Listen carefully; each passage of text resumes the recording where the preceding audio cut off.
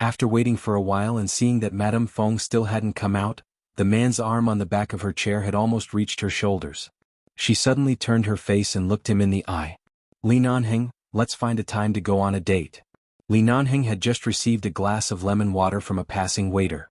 He had just taken a sip when he suddenly spat it out. He choked and coughed several times before turning his eyes back to her in disbelief. "What did you just say? Go on a date?" "I thought about it. Since I can't avoid or escape, and I'm destined to be entangled with you like this, I might as well face up to your position in my heart." Fong Ling tried to make her voice sound calmer, and calmer. "It's been several years since we started entangling with each other in the base. It's time to put it on the table." Seeing that she wanted to face it calmly, Li Nanheng's lips curved into a faint smile. "So, by putting it on the table, do you mean that you're officially going to be my woman?" Fong Ling originally wanted to correct him and say that she was his girlfriend. However, the words choked in her throat. She felt that it wasn't far from the truth. It was just a difference of 2 words and 3 words. What was truly important was still this man. Thus, the topic of her words changed slightly and became, "Let's not talk about anything else first. Tell me the truth about what you did to me in the Cambodian camp that night." Li Nanheng's smile that was about to reach his ears suddenly faltered because of her attempt to get closer to him.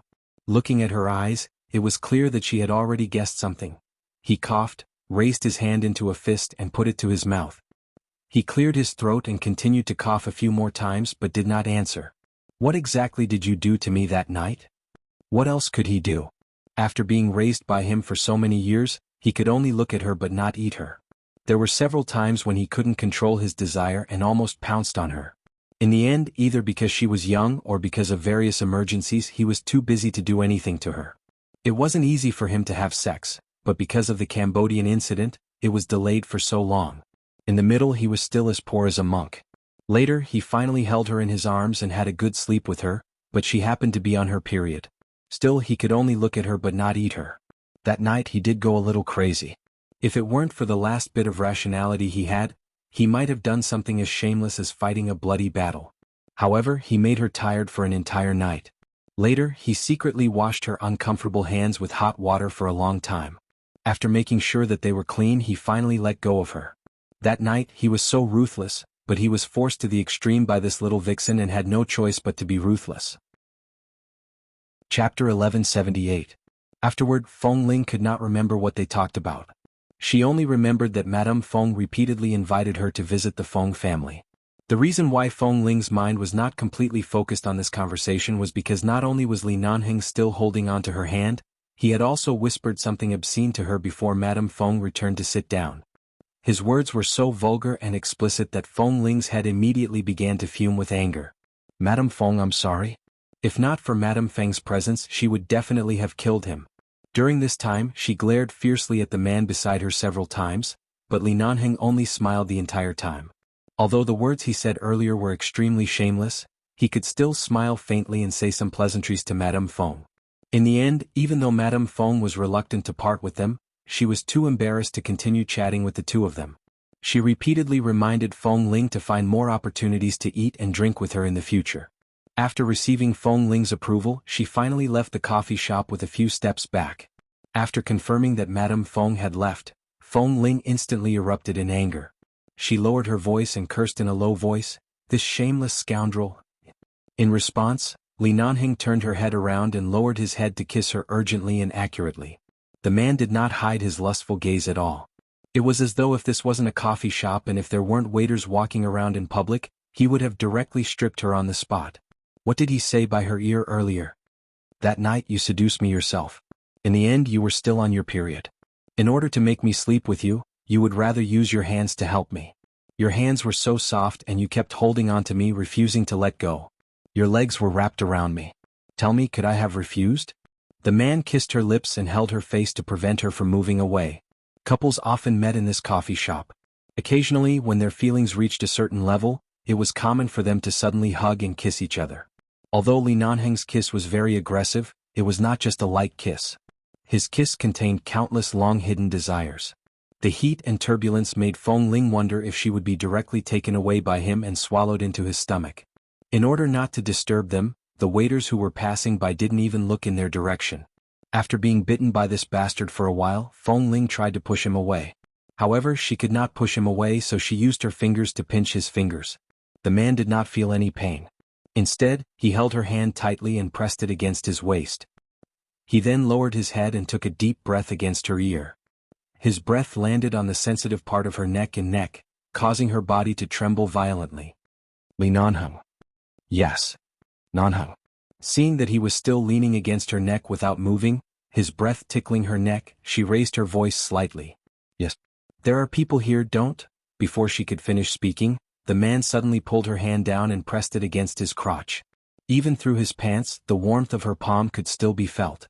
At this moment, the man almost couldn't help but moan. Li Nanheng didn't speak much, but the light in his eyes was somewhat crazy. Since that night in Cambodia, when this woman admitted that she liked him and told him everything in her heart, he couldn't describe his desire for her.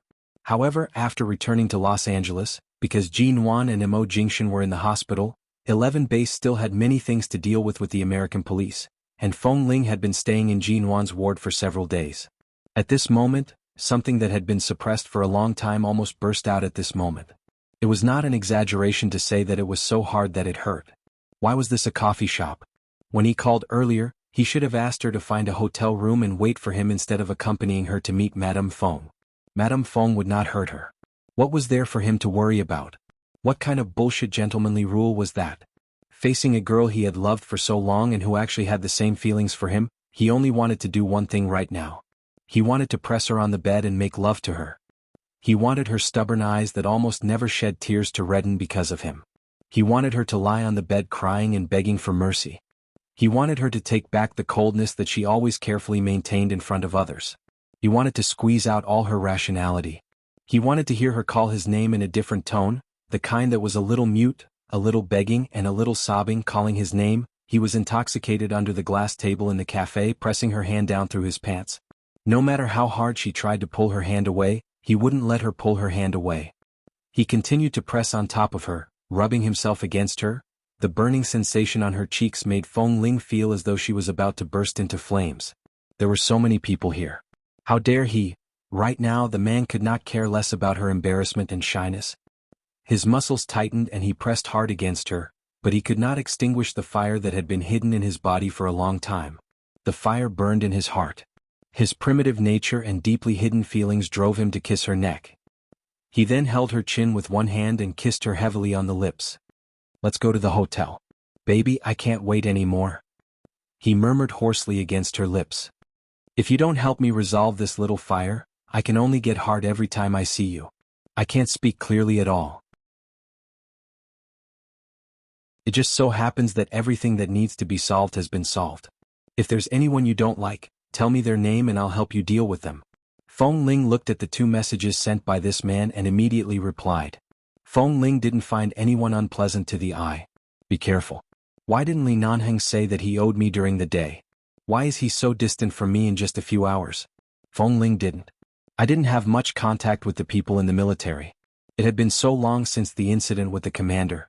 Even if he was reincarnated, he would probably be a nobody. I didn't care much about those people." After she sent the message, she thought for a moment and sent another message. "What time will you be back tomorrow afternoon?" "Li Nanheng, it's hard to say. Rest early. If you need anything, look for K. I'll drive past the hospital on my way back to the Li family at night. If I see the light in your room is still on, I won't go back to the Li family. I'll go straight to you. Feng Ling, I'll definitely go to bed early. Don't delay your business because of me." "Li Nanheng, you're the business." "Feng Ling," she paused. "Let's talk about it when I come back tomorrow afternoon. You can go and do whatever you need to do. Li Nanheng is fine. He's still dealing with those bastards in the base. I'm sitting here drinking tea and leaving him hanging. I'm fine now. Li Nanheng, you should go to bed early and conserve energy to make up for me. Li Nanheng, you also know that you owe me too much. That time in T-City, I was the one who forced you to sleep with me twice in a row. Now you want to take the initiative?" Feng Ling, she changed the topic with a sullen expression. "Li Nanheng, my mind is full of going to the hotel today. Do you think I might change the topic?" Feng Ling didn't reply. After a moment, Li Nanheng sent, "Miss me?" Regarding the matter of going to the hotel, she didn't know how to reply and was too embarrassed to reply. However, she held her phone and stared at it for 5 minutes before replying. "Feng Ling, N. This could be considered as her admitting her feelings verbally. Even if it was gradual, she couldn't always stand in a passive position, right? She had to learn to cherish it. Li Nanheng, forget it. I won't return to the Li family. You sleep first. At night, I'll go to the hospital to see you. If you're awake, I'll go to your place. If not, I'll go to Mo Jingshan's. Feng Ling, you should be busy with business. I'll definitely sleep. There's no need to come to the hospital. Li Nanheng couldn't bear to. I miss you. I won't be able to sleep well even if I return to the Li family. He was really very straightforward. Feng Ling gradually couldn't help smiling. Elder Li must have something important to talk to you about. Otherwise you wouldn't have agreed to go back. It wouldn't be too late to come tomorrow. Li Nanheng, then sleep early. I'll allow you to miss me. Feng Ling, okay.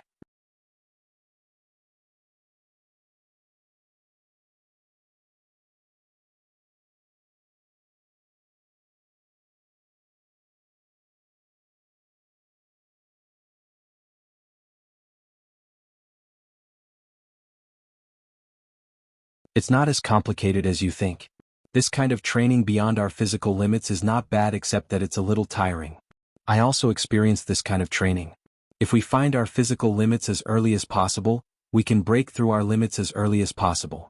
In this way, when the screening assessment comes, if our team can have more than 5 people, we may be able to have more than 10 people in the end. There's no harm in having more people. The member who spoke first sat there, sweating as he said indignantly, oh no, Drill Master Feng must have been bullied by that old fox. We've been with you for so many days. How could you speak up for him? For him.